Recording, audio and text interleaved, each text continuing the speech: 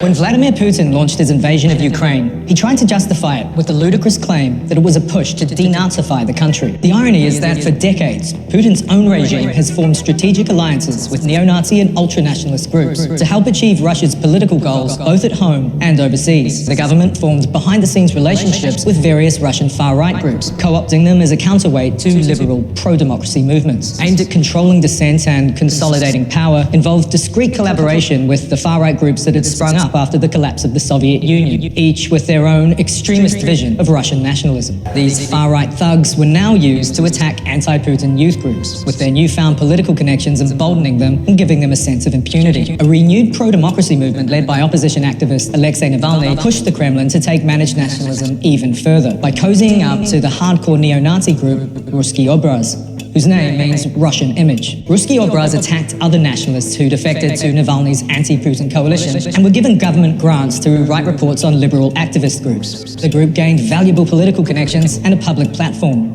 This official acceptance of Ruski Obraz was made crystal clear in 2009, when the group was given permission to stage a concert in central Moscow, featuring an infamous Russian neo-Nazi band. But the dangers of the game the Kremlin was playing in buddying up to violent neo-Nazis could no longer be ignored after a string of high-profile murders committed by the group, with court documents in the subsequent trials revealing the extent of its coordination with the Kremlin. The Putin regime's support and weaponization of far-right groups isn't just confined to Russia itself. Since war broke out in Ukraine in 2014, far-right paramilitary groups, including many foreign fighters, have fought as proxy units on the Russian side of the conflict. One in particular, the militant white supremacist group Russian Imperial Movement, or RIM, has trained up hundreds of recruits and sent them to fight in eastern Ukraine as part of its military wing, the Imperial Legion. More recently, the fascist tendencies of Putin's own brutal regime have been vividly on display since the invasion of Ukraine, which has been cheered on by an aggressive network of Russian nationalists at home and overseas. They've even adopted a logo, the letter Z, as a symbol of Russian militarism, giving the world a chilling vision of militant ultranationalism in the 21st century.